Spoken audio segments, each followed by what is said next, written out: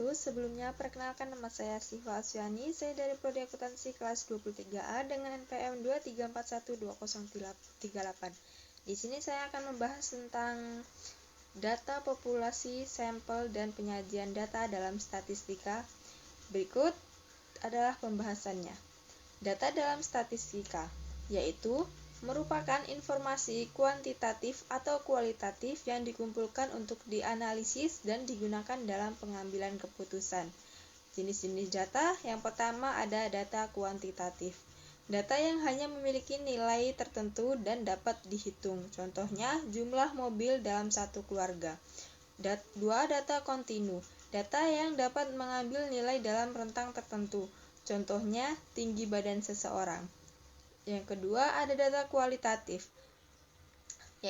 Yang pertama, data nominal, yaitu kategori data tanpa urutan, contohnya jenis kelamin, laki-laki atau perempuan.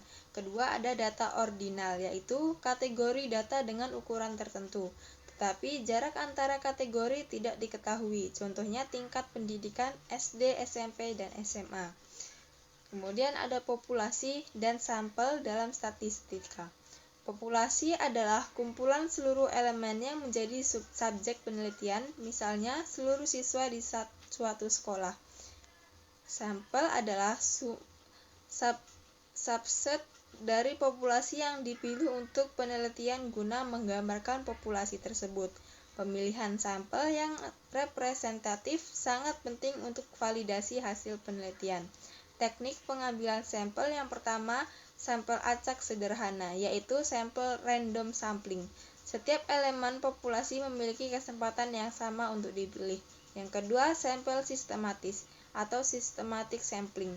Elemen dipilih berdasarkan interval yang tetap, contohnya setiap elemen ke-10 dalam daftar. 3. Sampel stratifikasi atau stratified sampling. Populasi dibagi menjadi subkelompok homogen atau setara, dan sampel acak diambil dari setiap setara. Yang keempat, ada sampel cluster atau cluster sampling. Populasi dibagi menjadi kelompok-kelompok atau cluster, dan beberapa cluster dipilih secara acak untuk disampling. Penyajian data dalam statistika. Penyajian data adalah langkah penting dalam statistika untuk membuat data mudah dipahami dan dianalisis. Metode penyajian data meliputi 1. Tabel. Tabel frekuensi menyajikan jumlah kemunculan setiap kategori atau nilai.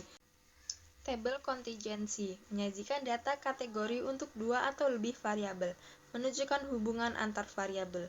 Grafik atau histogram menyajikan distribusi data kuantitatif berkelanjutan. Kemudian ada diagram batang, menunjukkan perbandingan antar kategori. Lalu ada diagram lingkaran, menunjukkan proporsi dari keseluruhan dalam bentuk persen. Diagram garis menunjukkan tren data dari waktu ke waktu. Box plot menyajikan 5 statistik utama dari data, yaitu minimum kuartil pertama, median kuartil ketiga, dan maksimum.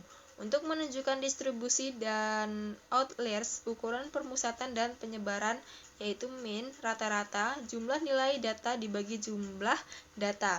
Median, nilai tengah dari data yang diurutkan. Modus, nilai yang paling sering muncul. Rank, selisih antara nilai maksimum data maksimum dan minimum. Standar deviasi, mengukur seberapa data dari rata-rata varians. Kuadrat rata-rata varians atau kuadrat dari standar deviasi. Penyajian data yang efektif dalam statistika membantu dalam mengidentifikasi pola, tren, dan hubungan dalam data serta memudahkan pengambilan keputusan berdasarkan analisis statistika.